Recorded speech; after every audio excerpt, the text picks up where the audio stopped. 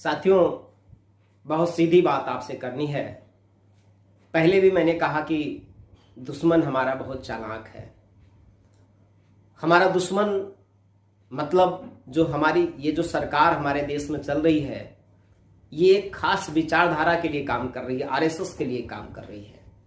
ये चालबाज लोग हैं, ये इतने बड़े चालबाज हैं, ये दिखाते हैं इधर और मारते हैं उधर।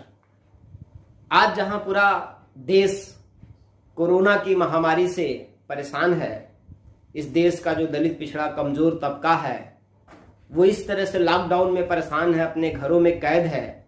पूरे देश का ध्यान कोरोना जैसी महामारी से लड़ने पे जहां लगा हुआ है, वहीं पर हमारे देश की सरकार ने बहुत ही चालबाजी के साथ, बहुत ही चालाकी के साथ सुप्रीम कोर्ट को माध्यम बना करके हमारे जो संवैधानिक हमारा आरक्षण है, उस आरक्षण को खत्म करने की साजिश कर दिया। हमारे आरक्षण के ऊपर मिसाइल दाग दिया है।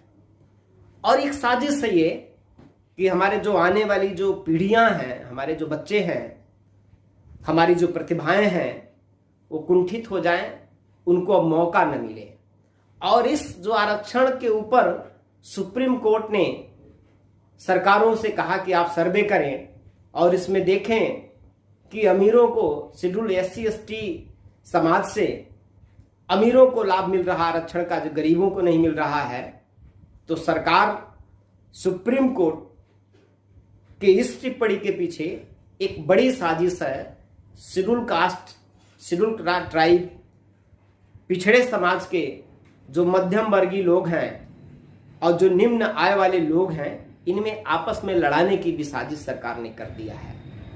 एक भ्रम पैदा कर रहे हैं, भ्रम पैदा कर रहे हैं। सुप्रीम कोर्ट ये जता रहा है कि हम जिम्मेदार हैं। हम कह रहे हैं कि सुप्रीम कोर्ट से हमें भी बात पूछना चाहते हैं कि अगर आप एससी एसटी के लोगों के भविष्य के प्रति इतने अगर आप चिंतित हैं, तो आपने सरकारों से सवाल क्यों नहीं पूछा कि देश आजाद हुए 70 साल से ज्यादा हो गए, हमें हिसाब दो, हमें रिपोर्ट दो, बताओ कि देश के अंदर अभी एससी एसटी समाज के कितने प्रमुख सचिव बने, कितने डायरेक्टर निदेशक बने। क्या एससी एसटी समाज में आईएएसओं की कमी है? बहुत सारे आईएएस, अब तो हमारे आईएएस टॉप करते हैं, हमारे आईएएस की परीक्षाओं में हमारे स्टूडेंट एससी एसटी के अब टॉप करते हैं। फिर भी सुप्रीम कोर्ट अगर ईमानदार होती तो सरकार से ये सवाल पूछती कि 70 सालों में कितने प्रमुख सचिव एससी एसटी समाज के लोग बने। लेकिन ये सवाल नहीं किया सरकार से। सुप्रीम कोर्ट ने ये सवाल नहीं किया, जो सवाल पूछना चाहिए वो सवाल नहीं पूछा। सुप्रीम कोर्ट को ये सवाल पूछना चाहिए था सरकारों से कि बताओ, देश में जितने भी विश्वविद्यालय हैं उसमें कितने कुलपति शेड्यूल कास्ट के हैं, एससी एसटी समाज के हैं। एक भी कुलपति इस देश के अंदर विश्वविद्यालयों में आप देखेंगे तो आजादी के बाद 70 साल बीतने के बाद एक भी कुलपति एससी एसटी समाज से सरकार ने नहीं बनाया। बड़ी मुश्किल है। सरकार ये बार बार कह रही है आरक्षण की समीक्षा, आरक्षण की समीक्षा। सरकार सुप्रीम कोर्ट ये बात बार बार सवाल खड़ा कर रही है। लेकिन सुप्रीम कोर्ट अगर इतनी ही चिंतित है, इतनी ईमानदार है, तो सरकारों को निर्देश क्यों नहीं देती और सरकारों से वो रिपोर्ट क्यों नहीं मांगती कि हमें बताओ, देश के अंदर ये लाखों की संख्या में बैकलॉग एससी एसटी की जो वैकेंसियां हैं, बैकलॉग की वैकेंसियां हैं, वो लाखों की संख्या में खाली क्यों हैं। और सुप्रीम कोर्ट ईमानदार होता तो सरकारों को आदेश देता कि जब तक ये लाखों पद जो एससी एसटी की बैकलॉग के पदे खाली हैं, जब तक ये पद भर नहीं दिए जाएंगे स्पेशल अभियान चला करके, तब तक किसी भी प्रकार की नियुक्ति इस देश के अंदर नहीं होगा। अगर सुप्रीम कोर्ट अगर ईमानदार होता तो सुप्रीम कोर्ट ये आदेश करता साथियों। लेकिन सुप्रीम कोर्ट ने ये आदेश नहीं किया। और नहीं तो और सरकार की आड़ में सुप्रीम कोर्ट गुमराह करने की कोशिश कर रहा है हमें। और कहीं ना कहीं सुप्रीम कोर्ट जो दलित समाज है, जो पिछड़ा समाज है, जो इसके निम्न आय वाले लोग हैं और मध्यम आय वाले लोग हैं, इनमें मतभेद भी पैदा करने की कोशिश कर रहा है। सुप्रीम कोर्ट को चिंता SC/ST के उत्थान का नहीं, सुप्रीम कोर्ट को जो चिंता है उसको लग रहा है कि अब SC/ST OBC समाज के लोग डॉक्टर बनने लगे, इंजीनियर बनने लगे, IAS बनने लगे, PCS बनने लगे। अब उनको इस बात को चिंता हो रही है कि अब आरक्षण का ये ज्यादा लाभ न ले सकें, इनको रोका कैसे जाए। बहुत चिंता बार बार जो निम्न आय, जो गांव में हमारा गरीब रहता है SC/ST समाज का, सुप्रीम कोर्ट उनके बारे में बार बार चिंता व्यक्त कर रही है। चिंता व्यक्त करना अच्छी बात है, लेकिन आपने उस सिस्टम पे सवाल क्यों नहीं खड़ा किया।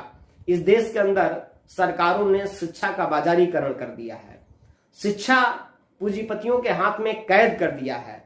सुप्रीम कोर्ट ने जो देश की शिक्षा व्यवस्था जो बदहाल है, जो महंगी हो गई है, आज मजदूर अपने बच्चे को नहीं पढ़ा सकता। कौन मजदूर अपने बच्चे को गांव की सरकारी प्राइमरी स्कूल में पढ़ाकर किस कंपटीशन में बैठा सकता है। सरकारी स्कूलों की क्या स्थिति है। वो महंगी शिक्षा, जो कोई गरीब है, कोई मजदूर है, वो अपने बच्चे को कैसे महंगी कोचिंग में भेज पाएगा, कैसे वो ट्यूशन करा पाएगा। इस पे सुप्रीम कोर्ट ने कोई सरकार को गाइडलाइन नहीं दिया, सुप्रीम कोर्ट ने सरकार के लिए कोई आदेश नहीं दिया। इसलिए साथियों, ये जो तमाम जो बार बार सुप्रीम कोर्ट का आरक्षण के ऊपर हमला सुप्रीम कोर्ट के द्वारा किया जा रहा है, प्रमोशन में आरक्षण का मसला आता है तब भी कोर्ट बीच में आ जाती है। जब SC/ST के किसी विशेष अधिकार की बात आती है, उत्थान की बात आती है, तब भी सुप्रीम कोर्ट और तमाम जो स्टेट के जो हाई कोर्टें हैं वो भी बीच में आके खड़ा हो जाती हैं। साथियों, बहुत लंबी बात नहीं करनी है, बहुत गंभीर समय है ये, बहुत परिस्थितियां हमारे खिलाफ, कोर्ट के माध्यम से सरकारें हमारे खिलाफ हैं। ऐसे में साथियों, दो बात आपको याद रखनी होगी। हमारे महापुरुष, हमारे प्रेरणा बोधिसत्व बाबा साहब डॉक्टर अम्बेडकर ने कहा था कि जुल्म करने वाले से ज्यादा गुनहगार जुल्म सहने वाला होता है। तो कहीं ऐसा ना हो कि जो गुनहगार हैं, जो सरकारें हमारे खिलाफ काम कर रही हैं, वो तो गुनहगार है ही है, लेकिन अगर हमने जुल्म को सह लिया तो हम उनसे ज्यादा बड़े गुनहगार हो जाएंगे। इसलिए हमें जुल्म के खिलाफ उठ के खड़ा होना पड़ेगा। और मानवर कांशीराम साहब ने भी कहा था कि जनता की अदालत सबसे बड़ी अदालत होती है, जनता की कचहरी सबसे बड़ी कचहरी होती है। इसलिए अब जो बार बार जो कोर्ट के माध्यम से, जो supreme court, high court bar बार हमारे आरक्षण पे हमला कर दे रहा साथियों, अब इसके लिए हमें सावधान होना पड़ेगा और एक बड़े व्यापक जन आंदोलन की भी हमें तैयारी करना पड़ेगा। उसके लिए इस तरह की हमारी तैयारी होना चाहिए कि हम अब तक सरकारों को घेरते रहे, लेकिन अब हम सुप्रीम कोर्ट को घेरें, अब हम स्टेट के जितने भी हाई कोर्ट हैं उनको घेरें, क्योंकि ये जरूरी नहीं है कि पूरे देश भर के लोग जाके दिल्ली में सुप्रीम कोर्ट को घेरें। हम देश के जितने भी स्टेट हैं, हाई कोर्ट हैं, हम उनको भी घेरेंगे और उनको घेर करके इतनी बड़ी तादाद में हमें घेरना चाहिए साथियों, अपने आंदोलन को, अपने अधिकारों को बचाने के लिए। अब निश्चित तौर पे हमको सड़क पर उतर करके और अपने दुश्मनों को सीधा सीधा जवाब देना होगा। अगर हमने आज जवाब नहीं दिया तो हमारी पीढ़ियां गुलाम बन जाएंगी और गुलाम बनाने की साजिशें ये सरकार और जो कोर्ट हमारे देश में काम कर रही हैं, सबने शुरू कर दी।